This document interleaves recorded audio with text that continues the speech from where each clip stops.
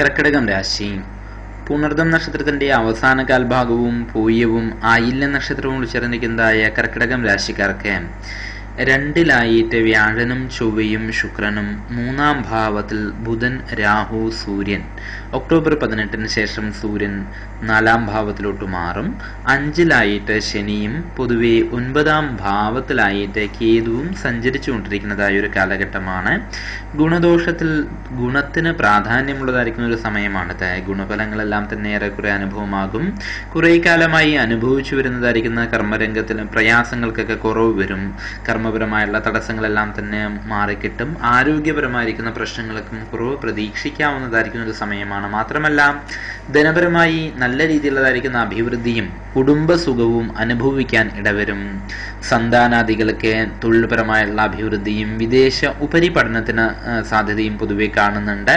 വിദ്യാർത്ഥികൾക്കും തൊഴിൽ അന്വേഷിക്കുന്നതായിരിക്കുന്ന വ്യക്തികൾക്കും മുൻപുണ്ടായിരുന്ന തടസ്സങ്ങളെല്ലാം തന്നെ നീങ്ങി എല്ലാ കാര്യത്തിലും വേഗതയും ശുഭാപ്തി വിശ്വാസവും വർദ്ധിക്കുന്ന ഒരു സമയമായിട്ടാണ് പൊതുവെ പറഞ്ഞിരിക്കുന്നത്.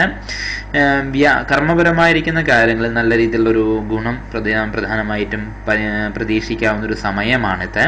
വീട്ടമ്മമാര്, അതുപോലെ തന്നെ സ്വന്തമായി വ്യാപാര സംരംഭങ്ങൾ നടത്തുന്നതായിരിക്കുന്ന സ്ത്രീകൾ എന്നിവർക്ക് പൊതുവെ ധനപരമായിട്ടുള്ള അഭിവൃദ്ധിയും ജീവിത പങ്കാളിയിൽ നിന്നുള്ളതായിരിക്കുന്ന ഐക്യവും ഉണ്ടാകും.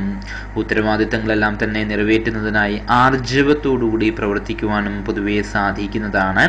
ഉദ്യോഗ രംഗത്തുള്ളതായിരിക്കുന്ന വ്യക്തികൾക്കും നീതിന്യായ രംഗത്ത് പ്രവർത്തിക്കുന്നതായിരിക്കുന്ന വ്യക്തികൾക്കും വൈദ്യശാസ്ത്ര രംഗത്തുള്ളവർക്കും ശുഭഫലങ്ങൾ അനുഭവിക്കാൻ പൊതുവെ പ്രധാനമായിട്ടും പറയുന്നുണ്ട്. കർമ്മരംഗത്തിലും പ്രൊമോഷനും അതുപോലെ തന്നെ വിദേശങ്ങളിലേക്കുള്ളതായിരിക്കുന്ന ഒരു യാത്രകൾക്കും എല്ലാം തന്നെ സാധ്യത പൊതുവെ കാണുന്നുണ്ട്. എങ്കിലും മറ്റുള്ള വ്യക്തികളുടെ പ്രശ്നങ്ങളിൽ ഇടപെടുന്നത് കൊണ്ടുള്ളതായിരിക്കുന്ന ഒരു ദോഷവശങ്ങളും അതുപോലെ തന്നെ തർക്കങ്ങളിൽ മധ്യസ്ഥം നിന്നിട്ട് ആരോപണങ്ങൾ നേരിടുവാനുള്ളതായിരിക്കുന്ന ഒരു സാധ്യതയും പൊതുവെ കാണുന്നുണ്ട്. അതുകൊണ്ട് തന്നെ പ്രത്യേകം അത്തരം വിഷയങ്ങളിൽ നിന്ന് ഒഴിഞ്ഞു മാറി നിൽക്കുവാൻ പ്രധാനമായിട്ടും ശ്രദ്ധിക്കേണ്ടതുണ്ട്. ദോഷപരിഹാരാർത്ഥമായി വിഘ്നേശ്വര സ്വാമി ക്ഷേത്രത്തിൽ ദർശനം നടത്തി പ്രാർത്ഥിച്ചു വരുന്നത് ഗുണം ചെയ്യും.